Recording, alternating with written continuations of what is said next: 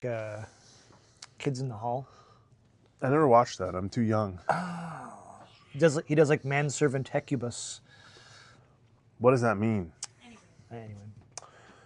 Welcome back to the people. We're back here in the land of the YouTube. We've got a brief moment in the shop here where we can, I guess, record another video for you all.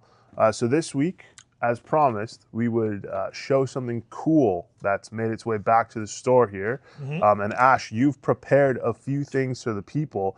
As well, we will talk about how to properly store a comic book in whatever device you got at home, preferably a box of some sort. But Ash, if you want to take it away here, what have you brought the people for show and tell this week? Well, I mean, like we're in daycare again. Yeah, something like that. As we alluded to last week, the Leo collection, as we'll call it.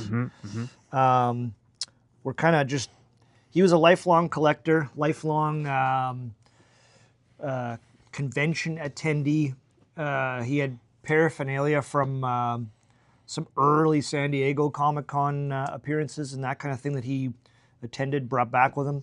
Anyway, so we were going through a box on Monday. And again, I'll reiterate, a lot of this stuff, we don't even know what's in these boxes. There was that many boxes, no idea what's in them. And Erica was like, are these real? And I'm like, what is it? And she proceeds to pull out, I'll show them one by one here. They're probably going to be backwards because of this, but that's fine. Fair enough, yeah. I'll mirror it later. A near mint Raphael, and then 1 to 4 of original Ninja Turtles. That's first print or second? This is third print. Yeah, third print. The rest of them are first prints, though.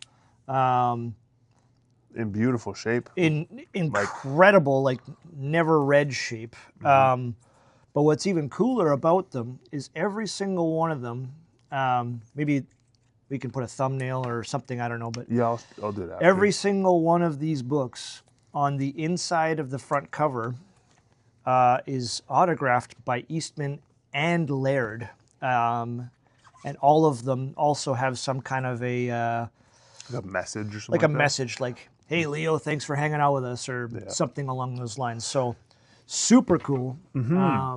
Yeah, that's this week's show and tell. What, maybe the burning question that some of these folks at home might have is, what do you think those are worth? Ooh, that's controversial. I don't know. Because signed by one or the other of Eastman or Laird would be a nice bump. Yep. But having them both signed, not graded currently, if you're going to ballpark it, what do you think? I mean, the number one being the third print, it's still like a little more of an affordable book. Loose air quotes. It's, if I was to guess in the shape it's in, probably, I don't know, $1,500 to $2,000 Canadian. That's a lot of potatoes. That is most of them. Yeah. Well, that's pretty wicked. Thanks for bringing them for show and tell there, Bubba. We really, I think the people are going to enjoy those. And to be honest, we've had probably all of these books in the shop at one time or another, but not in this shape. No, let alone signed by both Eastman and Laird. So really cool stuff from the collection. Are these going to be available for sale, or what's happening with these? We're not sure yet. Okay. They're going to get pressed. They're just in bags and boards right now. They're going to get pressed. That'd be another great video for us to do. What does the pressing process look like? We'll do that in the future. Yeah. And if they go for grading, maybe we could do like a before and after of what the because obviously they're not witnessed signatures, so they'd have to go for the JSA signature program. authentication. But yeah. Cool. Well, on another note, and to follow up on a comment that a viewer had left last week, the question is, how do you properly store a comic book? What kind of materials do you use, et cetera, et cetera. So maybe, Ash, if you want to grab a long box, we have one over there that's empty. Is that empty? So this is what we call a long box for those of you at home. This is a BCW branded one. There's also a short box, which is the same thing as this, but it's half the size. Half the length. Yeah, half the length. That'll hold about 250-ish standard size comics. Modern's a little more. Yeah, depending on page count. Obviously, if they're annuals, you'll have less than 250 or so. Yeah, so we recommend putting your books first and foremost in a storage device, such as a short or long box where they can stand upright. If you leave them stacked up, one on top of the other for too long, they will develop what we call a spine roll or a bend or a stacking bend. Some people I usually call it a stacking bend.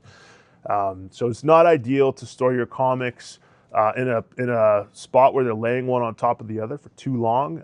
A lot of folks will buy their new comics off the shelf and just throw them in a pile somewhere. And it's not uncommon for brand new books that have just come out to develop a stacking bend from someone leaving them on their desk for a month or two, and then your book's not a 9.8 anymore; it's a 9.6 or worse.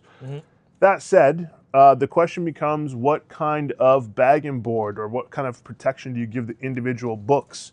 So, at our store here, we most commonly utilize what we call a bag and board. This is from a company called Comic Proline. They're a Canadian company out of Hamilton, I believe, Ontario. We've been using them for a while. So they come in a pack like this. There's 100 of them in here. We use the silver regular size to shop on 99% of the stuff you see in the store.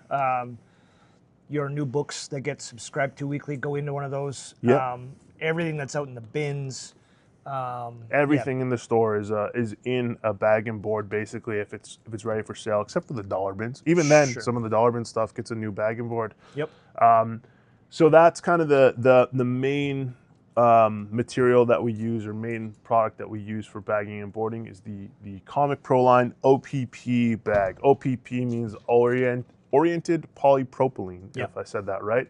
I guess that's just the type of plastic or whatever it is.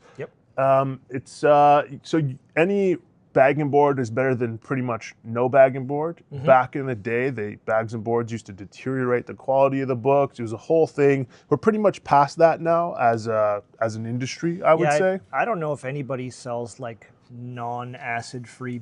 That's the other acid free boards. It's not really in the conversation anymore because I don't think that anybody sells them. But yeah. So if you want to go a step further, and I mean, there's always going to be steps further. Like, you could go to, no matter what steps you take at home, there's probably some museum in England somewhere that would tell you you're doing it wrong. But for everyday collectors such as you or I, the kind of the creme de la creme, the Cadillac, if you will, of bagging and boarding is what we call Mylar. So Mylar is kind of the old head comic fans, so to speak, de facto way to bag a comic. Mylar is it's the type of plastic, once again, that's used. And Ash, what are your thoughts on Mylar in general?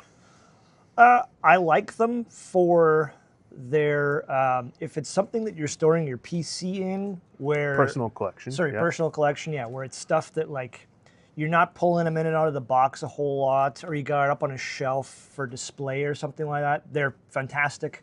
I find that in comparison to our normal bags and boards, the Mylars will show like micro scratches and stuff a little more than the standard bags and boards will.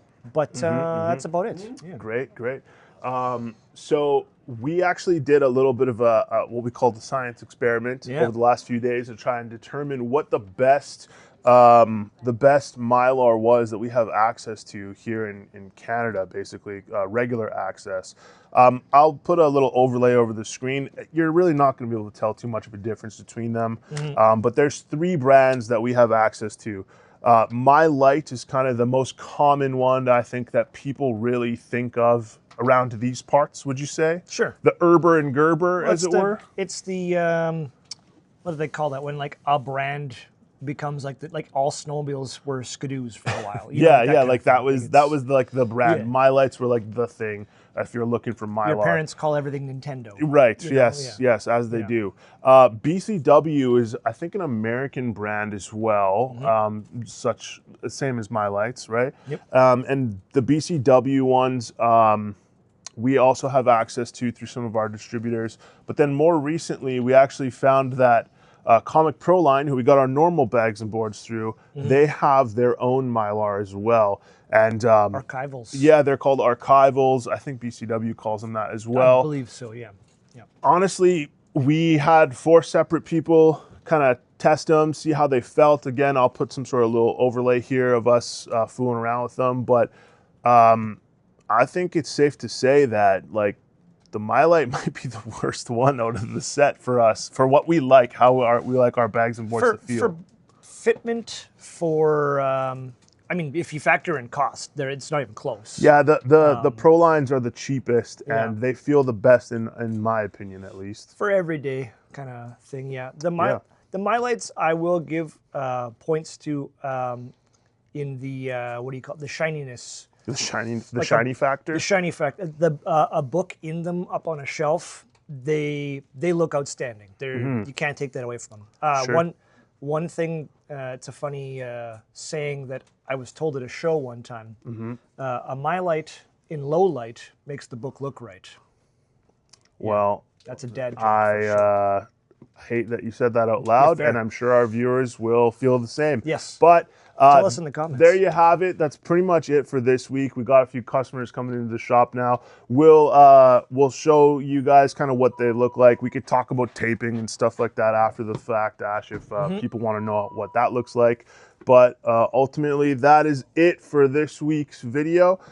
Thank you. And listen, I looked at the stats, and almost 50% of the people aren't subscribed to the channel. So if you could, please hit the subscribe, smash the like button like our pal Dean does on every video that we're going to post going forward.